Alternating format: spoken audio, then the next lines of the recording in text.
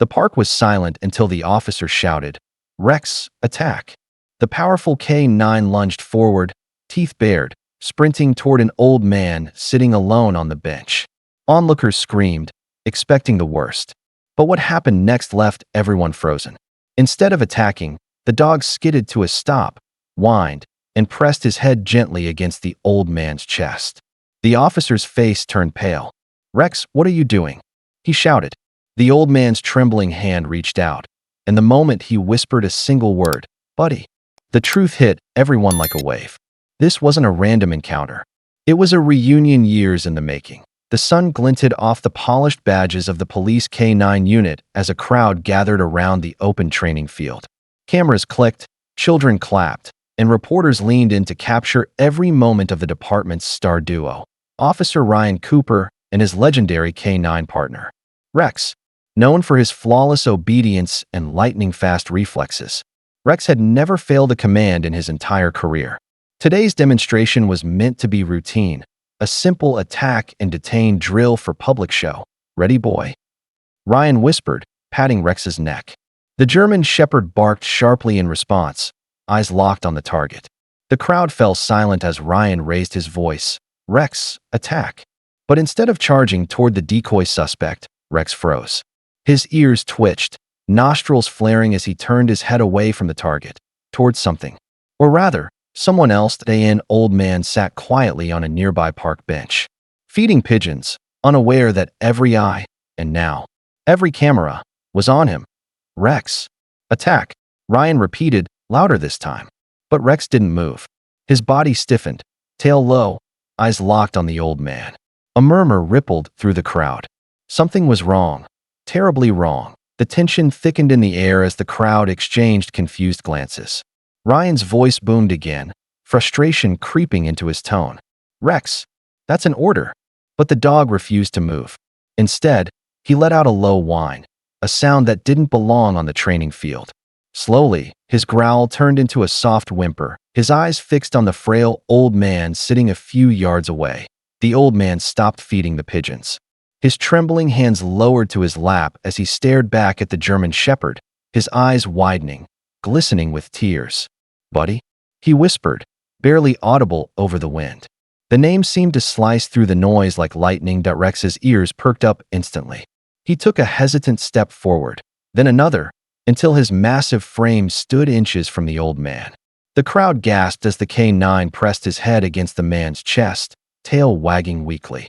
Ryan rushed forward, shouting, "Sir, stay still. He's a working dog." But his voice faltered when he saw tears running down the old man's face. "Why isn't he obeying me?"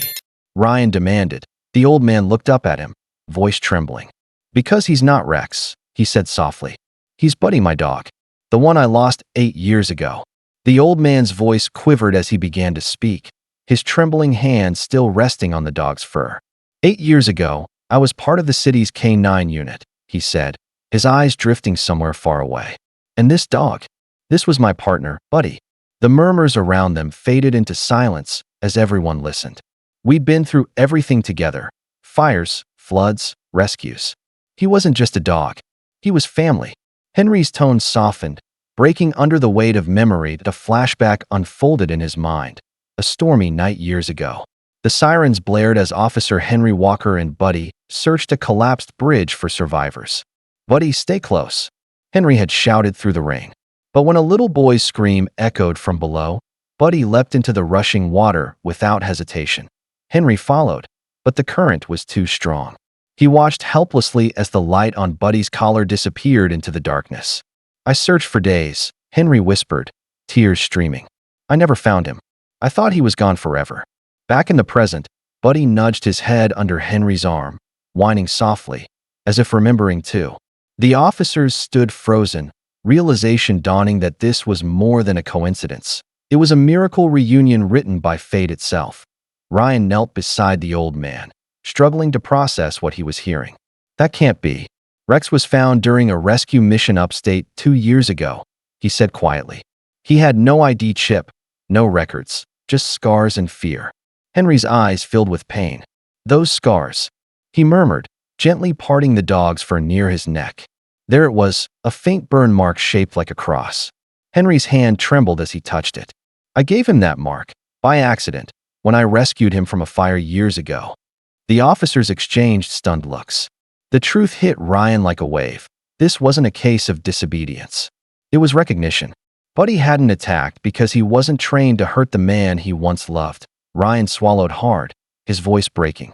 He remembered you. After all these years. Henry nodded, tears glistening in his eyes. Dogs never forget love, son.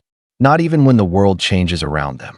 As the crowd watched in silence, Buddy leaned his head against Henry's chest again, letting out a soft sigh, a sound that spoke louder than words. The once feared K9, trained for strength and obedience, had just proven something greater, loyalty that time and duty could never erase. The emotional moment was shattered when the commanding officer stepped forward, his voice sharp. That's enough. This dog belongs to the department now. He's government property. The crowd's cheers turned into uneasy murmurs. Henry looked up, his voice trembling. He's not property.